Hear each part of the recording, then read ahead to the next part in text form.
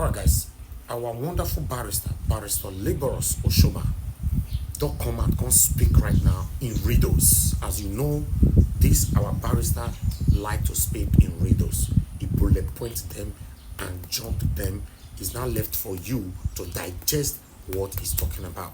People like us, when he start talking, we know what he's talking about. But I don't know about you. Let's listen to Barrister Liborous Oshoma. For our tomorrow, the democratic heroes of June 12 laid down their today. But however, the beneficiaries of this democracy have made our today so impossible that we now find it difficult to even think or dream of seeing tomorrow. So today I'm talking about demon crazy of June 12, and that's why I'm wearing red. After the annulment of the June 12 general election, people then jokingly turned the date to something impossible to achieve. For example, somebody they owe you money and they no one pay, go say you sure say that money never turned to June 12th, just like we say enter voicemail, meaning they don't forget. So today, as we celebrate June 12 and those who fought for the enthronement of our modern day democracy, I want to ask, has successive governments since 1999 truly inspired democracy or our own June 12th, meaning you don't enter voicemail? So despite celebrating June 12th every year since the advent of this democracy, are we truly practicing democracy, or are demon crazy, or them all crazy? Anyway, I want to ask, is this democracy when all our politicians just share one ideology, and that ideology is grabbing from power to money and everything that comes their way? You want to ask, is this democracy when our elections are truly still disputed and mean to be unreliable? Can you call this democracy when the will of the people is never allowed to prevail? Abi, can you have democracy when the electoral umpire is always seen as an agent of the ruling party and no call names? Can you practice democracy without a healthy debate and cross-pollination of opinion, without insult and name-calling? Can a government truly say they are democratic when they are busy pulling members of opposition into the ruling party for the sake of winning election, to the extent that people are scared that you want to have a one-party state? Can you practice democracy when government cannot even keep up with its responsibility of protecting lives and properties, like the killings that were seen happening everywhere, Benue, Plateau, and the recent one in Yelwata local government in Benue State? Can you call yourself a democratic country when your educational system cannot guarantee your graduates a job in this country? Does democratic government take away the future from the youth and hand them fraud, distress, distraction, and uncertainty like the government has done to the youth of Nigeria, and yet we are celebrating democracy? Why celebrate democracy when the government and the people believe prayers, rather than hard work will provide social infrastructures and amenities? So how democratic are even all of us, I want to ask, when common elections to professional bodies, village union meetings, church association, estate meetings are rigged in favor of a preferred candidate? Just like we blame our politicians, we repeat the same thing. So is this democracy when even the opposition is not interested in providing an alternative solution, but just to grab power? The list is endless, my brother. You can just add your own and you go know, say, why I am saying that maybe what we have is demon crazy and, June 12 sloganeering of the more you look, the less you see, what you call voicemail.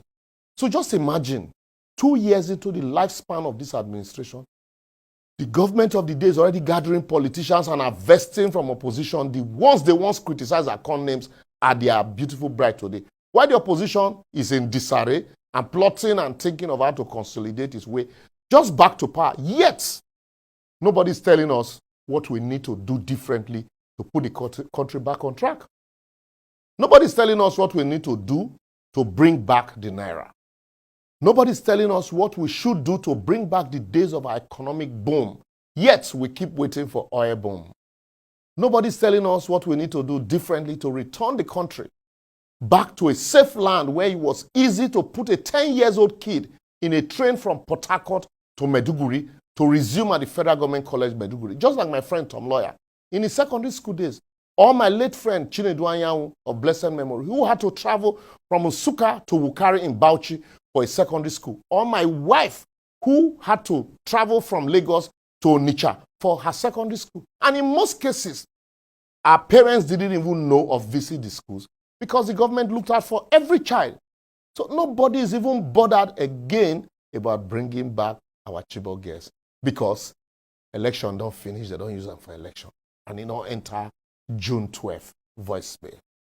After all we do these days is wake up to hear killings, kidnapping, insecurity, dilapidated infrastructure, stealing, fraud, senseless killing everywhere. Just like the massacre in Benue. And remember, Benue Plateau, like most states in Nigeria, has been a killing field since 1999, with every president paying lip service to the ugly situation by giving marching orders to security chiefs, arrest the situation. Yet, nothing they happen. It even took a former governor of Benue State, Otom, having to run a 100-meter Olympic race to be alive today. That's a whole chief executive. So you want to ask, what did it happen to our democracy? I've been a demon crazy. After all, some people say, man, there are demons in government. If care is not taken the way we are going, those who believe, say, them fight for the enthronement of the democracy might eventually be the demons to finally destroy this our nascent democracy. As we never even finish the promises of 2023, they are already in 2027 frenzy, because all of them, both those in government and opposition, all they're interested in is power grabbing, and nobody really cares about you and I.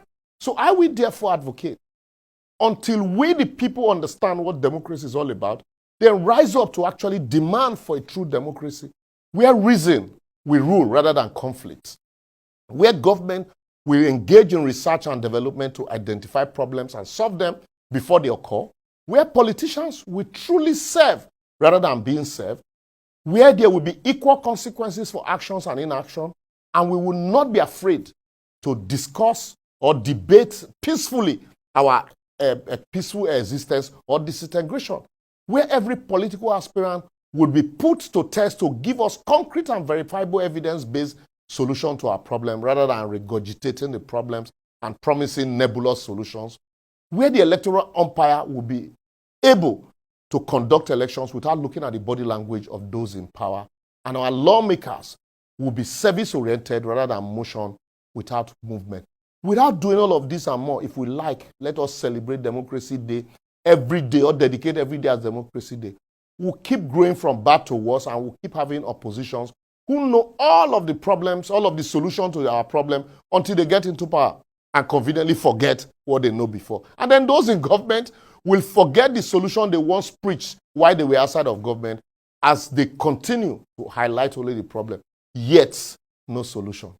Well, make I leave on here, make I know 2 verse.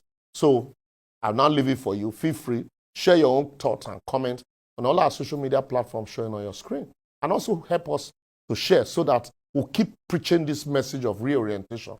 For they say the worst civilian ruler is better than the best form of military dictatorship. But what happens when the democratic leaders or the civilian leaders you keep having are all military rulers dressed in civilian uniform? What will you do? Someone say seek true democracy. But I leave the question to you. See you next week. Thank you. God bless you, my barrister, for always speaking the truth and standing with the people. This is Nigerian Watch Media. Join us every day, 7 p.m. Nigerian time. Let's continue to talk about the things that's affecting you and I. Take care, guys, and bye for now.